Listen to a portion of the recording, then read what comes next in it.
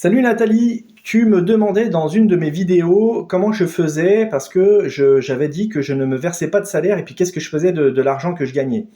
Alors en fait, quand j'ai commencé mon activité de VTC, je venais de quitter mon emploi sur une rupture conventionnelle. Donc en fait, j'avais des indemnités de Pôle emploi ou France Travail si tu préfères. Et en fait, il faut savoir que quand tu es dans cette situation-là et que tu crées une entreprise et que tu as des indemnités de Pôle emploi, tu es reçu par un conseiller Pôle emploi et en fait, tu as la possibilité de soit on te verse un quart de tes indemnités Pôle emploi tout de suite pour démarrer ton activité et un autre quart dans 6 mois en un bloc, hein, donc ça fait deux fois un quart en gros de toutes tes indemnités Pôle emploi des 2 années. Ou alors tu décides de conserver tes indemnités Pôle emploi et puis ça sécurise un petit peu ton projet sur 2 ans.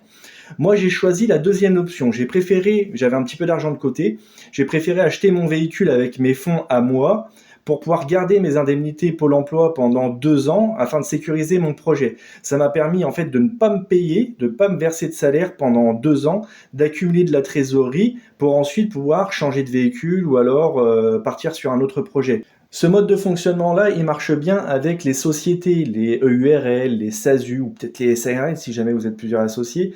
Mais avec le statut d'auto-entrepreneur, c'est pas le top parce que de toute façon, tu vas être imposé sur ton chiffre d'affaires quand tu es auto-entrepreneur. Donc tout ce qui va te rester, c'est considéré comme un revenu. Et donc, au niveau de Pôle emploi, tu vas être obligé de le déclarer en tant que revenu. Alors que si tu as une SASU ou une EURL, tu peux te faire un procès verbal de non-rémunération et puis tu t'engages à ne pas te payer. Moi, c'est vraiment le choix que j'ai fait. C'est sûr que tu vis sur tes indemnités Pôle emploi pendant 2 ans, c'est un petit peu compliqué, mais c'est pour le bien de ta société, pour pouvoir démarrer après avec une bonne trésorerie et puis un petit peu d'avance pour voir l'avenir, quoi, ou faire des choix importants pour ta société. Voilà.